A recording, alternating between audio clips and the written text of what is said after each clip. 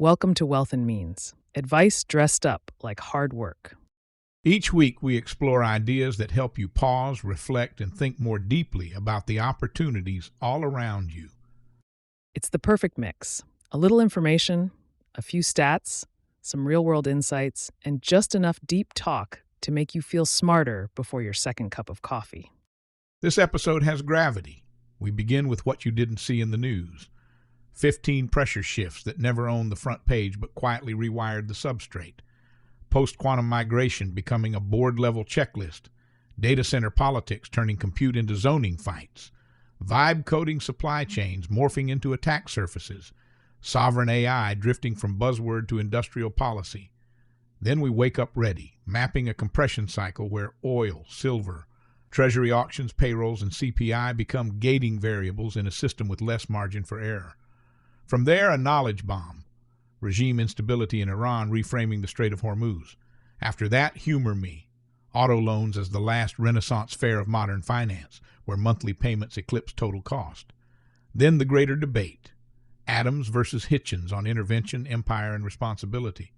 And finally, let's invent again Bob Widlar and the analog layer that lets atoms speak to silicon, and why these interfaces still compound. A quick thank you to our sponsor, Nost Moments at nostmoments.io. Share your most precious memories. Share the Nost Moments. Let's start off with what you didn't see in the news. Stories that never really owned the front page but moved fast underneath it. These are pressure changes, technical, political, behavioral, and taken together, they're the same thing: the world quietly rewiring itself. Beginning with the most unglamorous kind of urgency, post-quantum cryptography is moving from someday into project plans. Here's the punchline: your strongest encryption isn't being broken today, it's being banked for later. And leadership is starting to treat that as a timeline problem. The chatter isn't academic anymore. It's inventories of where public key crypto lives, roadmaps for swapping algorithms without breaking systems, and practical engineering guidance in the standards ecosystem. The second-order consequence is that the winners won't be a single algorithm. They'll be the people and platforms that make migration survivable. Crypto agility tooling, managed upgrades, hardware security modules that don't melt down during a swap.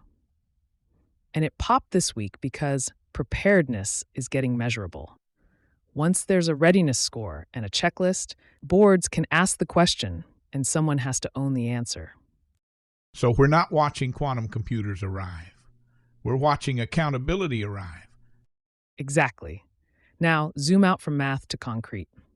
Data centers are running into what you could call silicophobia, local backlash, not against technology in the abstract, but against water, power, noise, and land use.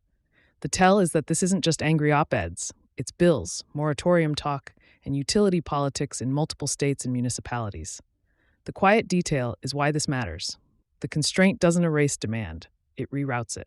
That means sudden premiums for sites with permits and transmission access, a new market for friendly jurisdictions, and a politics layer on top of AI capacity planning. It showed up this week because the debate crossed a threshold. Enough proposals and headlines that big operators and public officials are responding in public, not just negotiating behind closed doors. Once the fight is who pays for grid upgrades, it stops being a tech story and becomes a household economic story. Which tees up a risk that looks small until it isn't: vibe coding supply chain attacks. When software gets generated at scale, the fragile part isn't the model. It's the dependency line you didn't mean to copy. What's circulating is the idea of phantom or hallucinated packages. An AI assistant suggests an import that sounds right but doesn't exist, and attackers can register that exact name and wait for installs. This is how a workflow turns into an attack surface. The implication is a new class of guardrails: verification of provenance and intent, not just scanning code after the fact. Think, did a human mean this dependency as a security control? Plus insurance models and DevOps policy that assume AI-written code is probabilistic. It spiked this week because the technique is now being treated as a category. People are writing mitigations and postures, not just sharing a spooky anecdote. Now take that same supply chain logic and apply it to nations. Sovereign AI infrastructure. Countries are increasingly acting like renting intelligence from someone else's stack is a strategic vulnerability.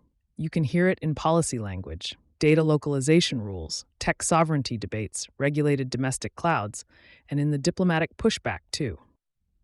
The key point is that this isn't a vibe, it's governance. Who holds the data, who controls compute, what gets hosted where, and what happens in a geopolitical rupture. Second order, compute starts to resemble energy security. Domestic GPU capacity, cooling, and trusted model supply become industrial policy, not corporate IT. It popped this week because the posture got louder. New guidance, more explicit diplomatic positioning, and more public friction over cross-border data rules. The cloud stops being a neutral utility and starts looking like a flag on a server rack. And flags need power, literal power. Which brings us to a clean milestone that still hasn't been digested. Solar passed hydro on the U.S. grid using final 2025 generation data. The headline isn't "renewables are up." It's that a legacy workhorse got overtaken by a technology that's still in its growth curve phase. That changes the grid conversation. Variability becomes central, and storage stops being an accessory and starts being the mechanism that turns solar abundance into reliability. The follow-on effects are rural land economics, interconnection queues, and the business models around batteries and grid services. It popped this week because the finalized numbers landed. An official line in the sand that makes the trend feel real to people who ignore monthly charts. Staying with power, just a different kind, BBC World Service is launching a series called Inheritance, Samsung, according to podcast industry announcements being circulated this week. The reason it's interesting isn't celebrity or nostalgia, it's governance. Corporate dynasties don't just allocate capital, they shape institutions, incentives, and national industrial trajectories. With Samsung, you're talking about a company that sits near the center of semiconductor geopolitics and Korea's industrial identity. The second-order payoff is a lens. Family capitalism as a way to understand how national champions behave under pressure. It popped this week because the show's release cycle became real. An announcement with a date and a clear Season 1 framing, enough to ignite early buzz before the first episode lands. Now, the mirror image of abundance. Media. We're seeing a content supply shock. AI-generated podcast factories producing thousands of episodes a week. The interesting part isn't the novelty, it's the economics.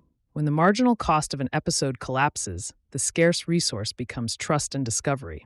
That shifts advantage to curation, network brands, and verification. Anything that signals, this is worth 40 minutes of your life.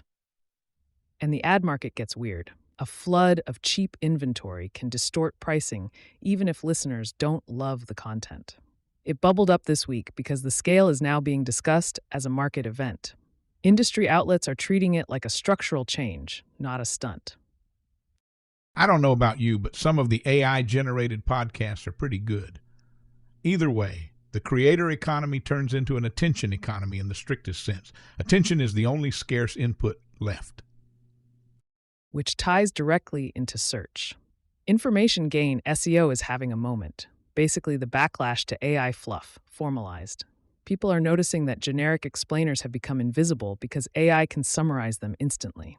So the play becomes differentiation, original data, first-hand reporting, unique analysis, things the model can't just remix from 5 similar pages. The implication is a publishing reset. Volume SEO weakens, and proprietary datasets and expert authority become moats again. It popped this week because the phrase is spreading as a practical framework. Marketers and publishers are using it as an organizing principle, not a buzzword. Now let's take a temperature check on risk appetite by looking at some more keywords. Bitcoin going to zero hit record search intensity in the US. That's not a fundamentals story, it's a psychology story. When people type doom into the search bar, you get a raw signal about stress, crowding, and fear. The second-order reason to care is timing. Extreme sentiment can coincide with forced selling or capitulation dynamics, even if it's not a clean contrarian indicator. And it popped this week because the spike hit an unmistakable peak. Plus, these phrases spread mimetically. One viral doubt becomes 1,000 private searches. It's a retail panic index, messy but sometimes more honest than surveys. From sentiment back to operations, Burger King expanding AI in the drive-through stack. The most important detail here is that this isn't someday robots. It's an AI assistant living in headsets, surfacing recipes, flagging inventory issues, and even scoring interactions for friendliness cues. The implications are very grounded. Franchise-level CapEx, edge compute requirements, and a whole vendor ecosystem around voice accuracy, audio QA, and workflow integration. Once these systems become standard, the real competition is reliability. How often it helps instead of a noise. It popped this week because deployment details got concrete. Scale of tests, features, and the sense that this is moving from pilot theater to rollout logic. Now to biotech, where nuance matters more than headlines. Grail's NHS Gallery trial updates and the stage 4 reduction attention. The story's tension is that you can have an encouraging signal and still miss the primary endpoint. The conversation is about what the trial actually demonstrated: fewer stage 4 diagnoses in the intervention arm, while the combined late-stage endpoint didn't clear statistical significance in the way people wanted. Grail's own release even acknowledges that. Why it matters goes beyond one company. If multi-cancer early detection shifts stage distribution at scale, it changes treatment pathways, insurer incentives, and healthcare economics. But the evidence bar is high and the endpoints are everything. It popped this week because the update forced a repricing of expectations. The market loves a simple win. Trials usually offer a complicated paragraph. Biotech is where the headline is optional, but the denominator is mandatory. And the denominator for AI is physical infrastructure, especially cooling. Liquid cooling and AI HPC retrofits are becoming a re-rating narrative, with crypto mining operators pivoting toward HPC hosting. The basic fact is straightforward. GPU-dense racks generate heat profiles that a lot of legacy infrastructure can't handle without serious upgrades, and that upgrade path is increasingly central to the pivot story. Second order. We may see an asset repricing cycle where power access plus permits plus retrofit-ready buildings become the scarce bundle, not just square footage. This popped this week because the pivot conversation is getting quantified in mainstream finance research. More analysts are describing it as a strategic transformation rather than opportunistic PR. Let's bring it down to personal economics, but keep it national. Scam prevention as strategy. The Bank Policy Institute published their Fraud and Scam Prevention Playbook. The point is that fraud has become an ecosystem problem. Telecoms, banks, platforms, and law enforcement each hold part of the solution, and the gaps between them are where scammers live. The implication is that scams are now infrastructure, especially with AI making impersonation cheaper and more scalable. So prevention looks like standards, shared signals, and modernized enforcement pipelines. And we'll close with a technical countertrend to frontier model hype, small model viability, Stirling 8B, and the broader 8B class conversation. The attention grab is interpretability. Guide Labs is pitching a model that can trace tokens back to inputs, concepts, and training influences in a more native way than post hoc explainers, and TechCrunch highlighted the release this week. The implication is deployment economics. Smaller, more auditable models open paths for local inference, edge AI, privacy-forward workflows, and regulated environments that can't tolerate because the model said so as an explanation. It popped this week because builders started treating it as an option, not a curiosity. New releases become real when engineers ask, "Can I ship this?" All right, zooming out for the pattern. First, AI is getting dragged into the physical world. Zoning, power, cooling, headsets, and infrastructure are now part of the model's story. Second, trust is being repriced everywhere. Search wants information gain, media wants verification, finance wants cleaner sentiment tells, and households want fraud defenses that actually work. Third, the future is arriving as migrations. Crypto systems migrating to post-quantum encryption, compute migrating toward sovereignty, and entire asset classes migrating toward new definitions of strategic. That's what you didn't see in the news, not 15 headlines, one substrate changing. Now let's wake up ready. We're shaking up the format for Wake Up Ready. We hope you like it. The cycle we're in right now is not a recession cycle. It's not a melt-up cycle either. It's a compression cycle. Policy is restrictive. Inflation hasn't fully normalized, sovereign borrowing remains heavy, commodity supply is structurally tight, and now, layered on top of that, we have a sudden geopolitical escalation involving Iran, Israel, and the United States. The dominant condition is reduced margin for error. Silver has been the visible stress test. Deliverability concerns, shrinking registered inventories, and exchange halts reminded markets that benchmarks only work when settlement works. Now that microstructure fragility sits inside live energy risk. That's the phase. A system where pricing power, liquidity, and geopolitical stability are all slightly constrained at the same time. So this isn't crisis, but it's also not stable equilibrium. Exactly. It's a volatility amplifier. When you have physical constraint in metals, steady Treasury issuance, and a live oil risk premium emerging, small shocks travel faster. Now let's talk drift. Silver continues to trade like a physical first market. When inventories are tight and settlement matters, price discovery becomes more sensitive to delivery math than to technical charts. Energy risk premium is beginning to reprice. Iran sits adjacent to the Strait of Hormuz. Even without supply disruption, risk alone lifts volatility. Policy sensitivity remains high. Payrolls and CPI are not routine prints right now. They are gating variables. If labor is firm and inflation is sticky, the Fed has very little flexibility. Treasury issuance continues in the background. Auctions must clear smoothly. If they don't, term premium resets quickly. And there's a subtle one: confidence in infrastructure. When exchanges halt during volatile windows, participants remember that liquidity is conditional. That's interesting because most investors still think of plumbing as background noise. Until it isn't. And when plumbing stress overlaps with geopolitical stress, reaction speed increases. Now let's move into this week. Markets will first react to oil. Sunday into Monday will tell us whether this escalation is perceived as contained or systemic. If oil spikes and stabilizes, the shock is absorbed. If it spikes and holds, inflation expectations lift immediately. Monday brings ISM manufacturing.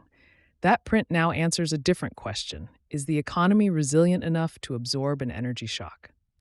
Midweek, the Beige Book gives qualitative texture. Are companies passing through higher costs? Are wage pressures cooling? Friday's payrolls report becomes pivotal. Strong employment plus rising oil would box in the Fed. Weak employment plus rising oil would raise stagflation questions. Then we hit Treasury auctions early next week. Duration demand will tell us whether investors are seeking safety or fearing inflation. And CPI follows. That is the week's hinge. If energy feeds into inflation quickly, rate cut expectations get pushed out. Overlay all of this with ongoing silver deliverability updates. If physical tightness persists during geopolitical stress, the metals narrative intensifies. So the key tension is energy feeding inflation while policy is already tight. Yes, that's the sensitivity. Let's talk fragility. The Strait of Hormuz is one. Treasury auctions are another. Silver benchmark credibility is a third. And the labor plus CPI combination is the most important macro node. Outsized reaction doesn't require all of them. Two interacting is enough. What would tell you this has moved from volatility to structural shift? Oil breaking and holding above prior resistance levels across multiple sessions. Gold and silver breaking recent highs simultaneously on heavy volume. Treasury auctions tailing materially while yields rise even in risk-off conditions. Payrolls and CPI both surprising to the upside, forcing cuts further out. Credit spreads widening decisively, especially high yield. Those are regime signals. If you see two or more together, the trajectory changes. Until then, this remains a constrained system managing stress. Now the shadow calendar. Delivery flows in silver update daily. That narrative can move faster than macro prints. Pre-CPI positioning can exaggerate small surprises. Auction sequencing matters because dealer balance sheets tighten around coupon days. OPEC rhetoric or emergency meetings could stabilize or inflame oil. And there's a 72-hour geopolitical window where retaliation risk clusters. Markets often move before confirmation. So where are we in the cycle? We're in a compression phase. Not breaking, not booming. Constrained. Directionally, risk premiums are drifting higher. Policy flexibility is narrowing. Energy volatility has entered the chat. This week tests whether escalation remains a volatility event or becomes the catalyst that tightens an already tight system. So wake up ready? All right. Knowledge bomb. Overnight, the Israeli Air Force, alongside U.S. strikes on Iran's missile infrastructure, reportedly targeted the senior leadership of the Iranian regime, including Supreme Leader Ali Khamenei's compound and multiple top political and IRGC figures. The stated objective, according to Israeli officials, is not deterrence, it's destabilization ahead of regime change. That's a different category of risk. Up until now, the Strait of Hormuz story was about programmable pressure, smart control, temporary closures, drone shadowing, a $5.7 geopolitical risk premium quietly embedded in Brent. Surgical leverage. But if regime survival itself is now in question, the incentive structure changes. Here's the key distinction. When Iran was optimizing for influence, it avoided full closure of Hormuz because it needed export revenue. It applied asymmetric friction, enough to raise prices, not enough to trigger total isolation. But when a regime faces existential threat, economic optimization becomes secondary to escalation calculus. And that's when tail risk stops being theoretical. Let's rerun the exposure math under this new scenario. Roughly 20 million barrels per day still transit Hormuz. About 84% goes to Asia. Nearly 70% of South Korea's crude imports pass through that corridor. Qatar's LNG, almost entirely dependent on the strait, feeds Asian utilities that are already running tight power systems. The bypass pipelines, at best 2.6 to 5 million barrels per day. That still leaves roughly 3/4 of Gulf oil stranded if the strait becomes fully obstructed. So what changes? First, the probability distribution widens. In a surplus market, oil should be drifting lower. But now the left tail oversupply matters less than the right tail disruption.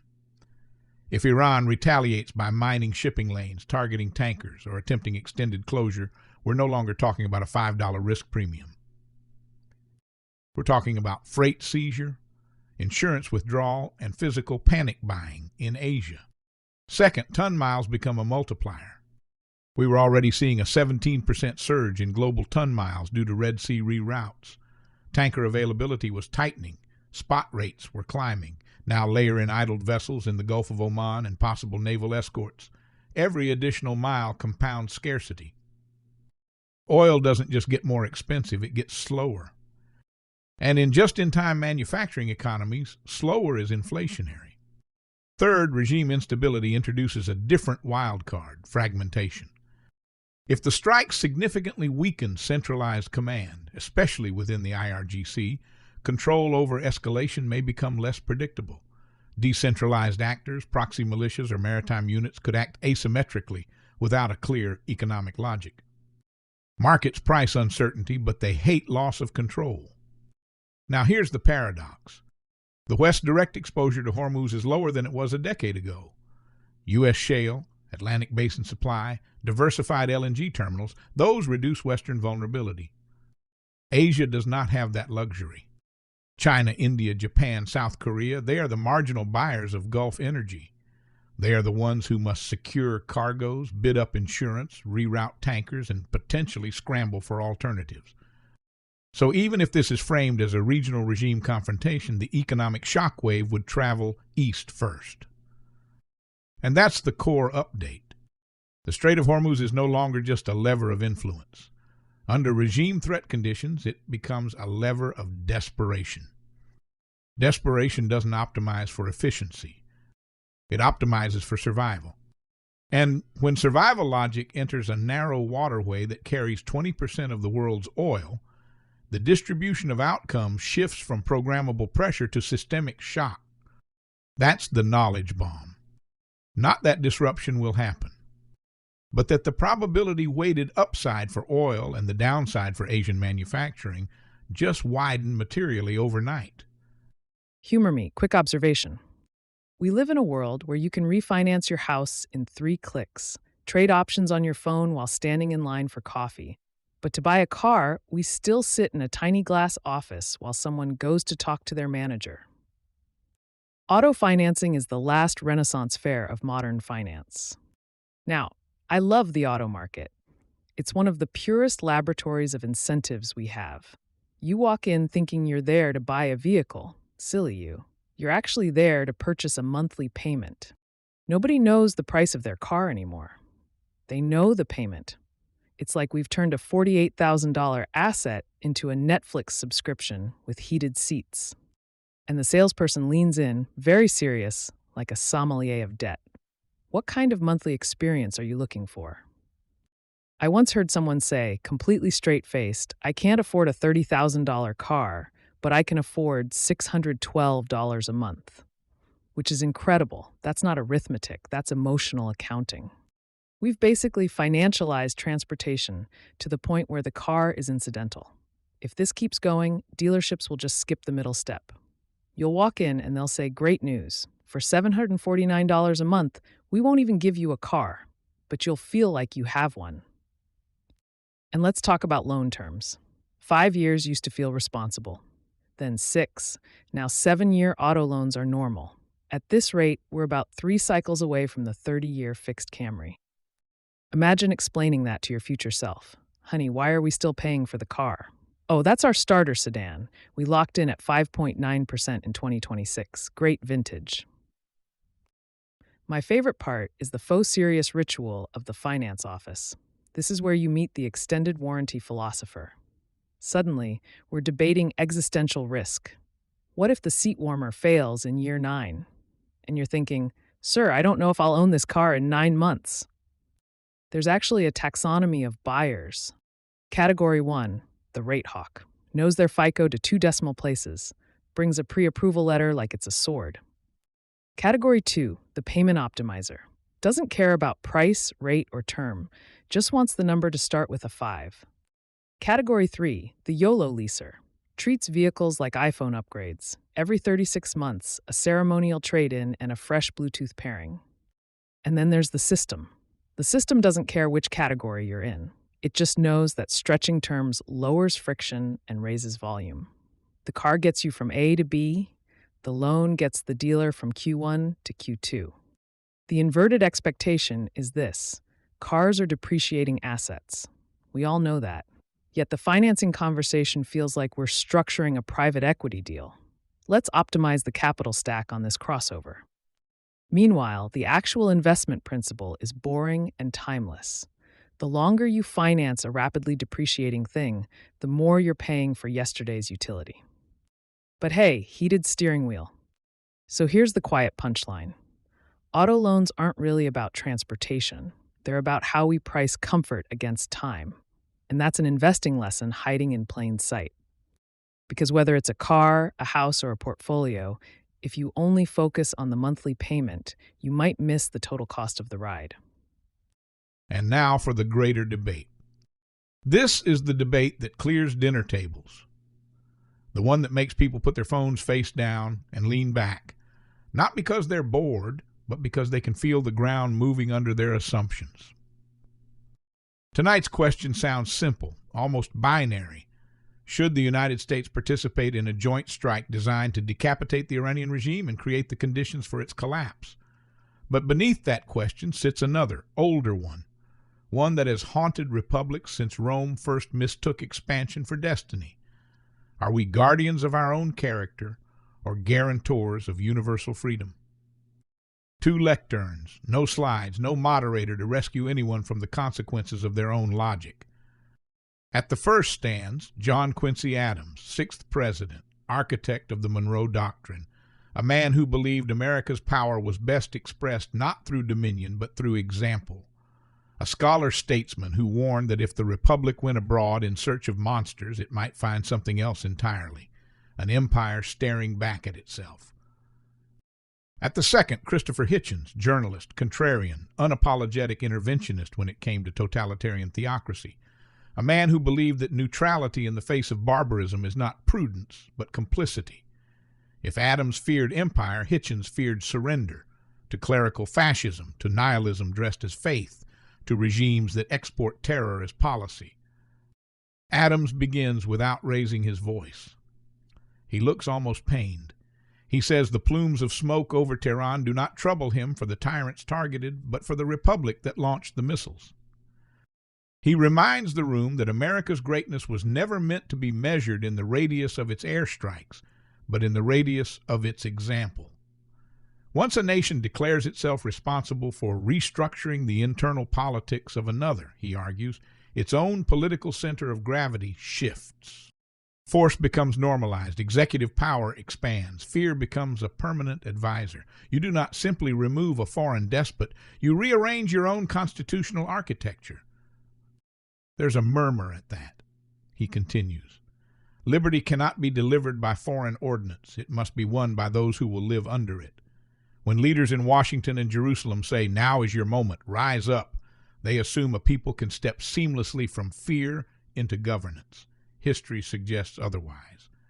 Remove a regime without an indigenous replacement ready to consolidate power, and you do not get freedom. You get fragmentation, militias, factionalism, a vacuum that does not remain empty for long. He does not deny the brutality of the Iranian regime. He questions whether an externally triggered collapse produces a republic or merely chaos with new uniforms. Hitchens smiles thinly before responding. He does not dismiss Adams, he reframes him. He says this is the luxury of distance talking. The Iranian regime is not a domestic eccentricity.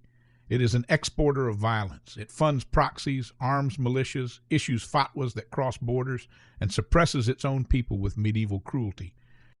This is not a contained tyranny. It is an expansionist theocracy. To treat it as a sovereign inconvenience is to ignore decades of aggression. The monster has not been sought out, he argues. It has announced itself. He leans in. There's a moral asymmetry here.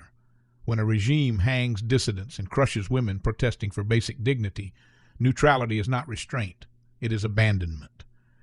The idea that oppressed people must organically generate their own liberation while we watch from a safe philosophical perch begins to look less like prudence and more like indifference. Removing the regime's coercive core, its Revolutionary Guard, its leadership, its command structure, is not installing democracy. It is removing the boot from the throat. The Iranian people have shown repeatedly that the desire for freedom exists. The obstacle is organized violence. Eliminate the obstacle. The room tightens. Adams returns, this time sharper. You speak of surgery, he says, but surgery requires knowledge of the patient's underlying systems. The United States has a long record of believing that removing a malignant ruler automatically produces healthy institutions. It rarely does. Power abhors a vacuum. If the Iranian regime collapses overnight, who secures nuclear materials? Who prevents splinter factions from igniting civil war? Who arbitrates between Persians, Kurds, Azeris, Baluchis, each with distinct grievances? A strike may begin as targeted, but the aftermath is never surgical. And when instability spreads, who owns it? The nation that struck. He lands his first real blow. If we define our national interest as the destruction of every totalitarian regime, we commit ourselves to perpetual war. There will always be another. The republic becomes habituated to intervention. Military budgets swell, emergency powers linger. The character of the citizen changes from participant to spectator of distant conflicts. You may topple a tyrant abroad, he says, but you may simultaneously erode the restraints that protect liberty at home. There's silence after that. Hitchens does not flinch. He concedes a point. Intervention has consequences. Nation building is notoriously clumsy, but he pivots. The cost of inaction must also be counted. A nuclear-armed theocracy with apocalyptic theology is not a manageable status quo. Deterrence works on actors who value survival. What of those who sanctify martyrdom? Waiting for organic change while centrifuges spin is not prudence. It is gambling with catastrophe. You warn of empire, he says. I warn of annihilation. He delivers his knockout calmly. The argument that intervention corrupts the republic assumes that restraint preserves it. But what if restraint signals weakness? What if adversaries interpret non-intervention not as virtue but as exhaustion? A free society that will not defend itself or its allies eventually ceases to be free. There is a difference between imperial adventurism and targeted defense of civilization's basic premises. The regime in Tehran has declared its hostility not just to Israel or the United States, but to the very idea of secular governance. To dismantle it is not empire, it is self-preservation. You can feel the room split. Adams answers without heat. He acknowledges that some threats are real and that naivete is not policy, but he insists on hierarchy. The first duty of a republic is to its own constitutional health. If intervention becomes reflexive, the exception becomes the norm. Wars begun for moral clarity often end in strategic ambiguity. You may remove one tyrant, but the precedent you establish, preemptive decapitation, regime destabilization, will be cited by others. Great powers learn from each other. If we justify this doctrine, we cannot be shocked when rivals adopt it. Now it is Hitchens who pauses. He admits something rarely admitted in these arguments. Intervention can unleash forces no planner fully controls. Revolutions devour their architects. There is no guarantee that a post-theocratic Iran would be liberal, stable, or friendly. The Iranian people might surprise us in ways both hopeful and unsettling, but uncertainty is not an argument for paralysis. Every consequential decision carries risk. The question is comparative risk, the instability of change versus the metastasis of tyranny left intact. The late-stage pressure is no longer rhetorical, it is existential. Adams warns that a republic that constantly wages moral war eventually confuses power with virtue. Hitchens warns that a republic unwilling to confront fanatical regimes eventually confuses caution with wisdom. And then something rare. Both men step back from their lecterns, intellectually if not physically. Adams concedes that there are moments when the defense of the republic may require force beyond its borders. He is not advocating pacifism. He is pleading for discipline, an understanding that every external action reshapes the internal soul of the nation. Hitchens concedes that moral clarity can become moral arrogance, that believing oneself the custodian of universal liberty can slide into self-righteousness. Intervention must be argued, scrutinized, justified, not assumed. The audience exhales. No one has been caricatured. No one has been dismissed as naive or bloodthirsty. Two visions of responsibility remain standing. One says, guard the republic's character above all, for once lost, it cannot be reclaimed by foreign victories. The other says, confront regimes that seek to extinguish freedom, or watch them grow bolder while you recite principles. The strikes over Tehran are real. The regime may wobble, the Iranian people may rise, or they may fracture. The American Republic will also absorb the consequences, visible and invisible. There is no applause line, only tension that lingers, the kind that follows you on a long walk home. And that is the greater debate. Let's invent again. In the orchards of what would soon become Silicon Valley, 1963 felt like the dawn of a new age, but only if you squinted at it the right way. Digital was the religion. Integrated circuits meant logic gates flipping on and off, Moore's law promising exponential power, venture money pouring into anything binary. And then there was Bob Widlar, 25 years old, fresh out of the University of Colorado with a BSEE, Air Force radar experience still fresh in his veins, and a personality that made people whisper genius and unpredictable in the same breath. He didn't look like the future.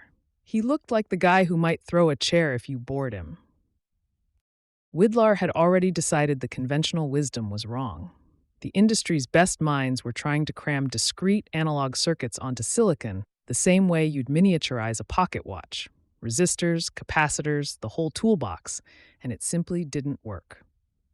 Resistors on a chip ate area like it was free real estate. Their values wandered with every degree of temperature, every process variation. Yield was terrible, cost was absurd. Most engineers shrugged and said analog belonged off-chip, in the messy world of boards and wires. Widlar looked at the same physics and saw opportunity. His insight was brutally simple and completely heretical. Stop designing the chip like a discrete circuit. On silicon, transistors are essentially free. You can match them perfectly because they sit on the same die, share the same temperature, the same process. So why fight the medium? Use transistors to do what resistors used to do. He built current sources that didn't need bulky resistors at all. He exploited the exponential relationship between voltage and current in a transistor junction to create stable references that laughed at temperature swings. The result was the first true monolithic linear integrated circuit, a tiny sliver of silicon that could amplify, condition, and regulate the continuous, real-world signals everyone else had written off. It was an operational amplifier, but that label undersells what it actually unlocked. Linear ICs could now process temperature, sound, pressure, voltage, the analog language the physical world actually speaks, without a forest of discrete parts. Before Widlar, those functions lived in racks of equipment that filled rooms. After him, they shrank to something you could hold between two fingers and sell for pennies. The economics flipped overnight. What had been exotic became ubiquitous. Instrumentation got cheaper, audio gear got smaller, industrial controls got reliable. Fairchild's linear divisions suddenly had legs, and the entire analog semiconductor category was born. Widlar being Widlar, he didn't stick around to bask. The bureaucracy at Fairchild grated. In 1965, he walked across town to National Semiconductor and kept inventing. The Widlar current source became textbook. The band gap voltage reference he designed, stable to a few millivolts across temperature and supply, still sits inside chips made by the billions today. His op-amps and regulators powered everything from early calculators to medical monitors. By his early 30s, he had made enough money to retire to Puerto Vallarta, Mexico, living the life of a rum-drinking expat who occasionally consulted for National when the mood struck. Retirement didn't last. In 1981, he co-founded Linear Technology Corporation, another analog powerhouse, and kept tinkering until his death in 1991 at 53. The numbers tell the quiet part loud. That single category Widlar ignited, linear integrated circuits, has grown into a $37 billion industry. Not flashy, not meme-worthy, just relentlessly necessary. Every smartphone sensor, every electric vehicle battery management system, every industrial temperature loop, every high-end audio converter quietly runs on descendants of his circuits. Digital gets the headlines, but analog does the translation. The bits meet the atoms at the edge, and that edge is analog. Widlar's work is why your phone can hear you, why your car knows its battery is about to overheat, why medical implants can read microvolts without frying tissue. Look at the pattern, and it repeats with almost boring consistency. Every era has its glamorous revolution. Vacuum tubes to transistors, digital logic to microprocessors, cloud to AI, and the people who get rich on the interface between the new world and the stubborn old one. Widlar didn't chase the trend. He fixed the translation layer everyone else treated as an afterthought. While the Valley bet on perfect binary scaling, he bet on imperfect physics and won by redesigning around the constraint instead of pretending it didn't exist. That's the deeper model. The biggest moats often hide in the messiest domains, the ones the consensus has already dismissed. Today, the same tension is playing out again. AI models scale in the clean digital realm, burning GPUs by the megawatt. But the real world still demands low-power, high-precision analog front ends, edge sensors that sip milliwatts, power regulators that survive automotive voltage spikes, RF chains that don't melt your earbud. The companies quietly compounding in those niches are running the Widlar playbook. Respect the physics, design for the medium, make the invisible interface disappear. The market doesn't celebrate them the way it celebrates the latest large language model unicorn, but the cash flows are steadier and the technical barriers higher. Physics doesn't get disrupted by a tweet. Widlar's story leaves you with a sharper lens. When everyone is sprinting toward the obvious future, the real alpha sits in the unglamorous bridge between that future and the world as it actually is. The next breakout won't always come from the founder who yells loudest about bits and bytes. It might come from the quiet one who realizes the atoms still matter, and then figures out how to make the silicon speak their language without apology.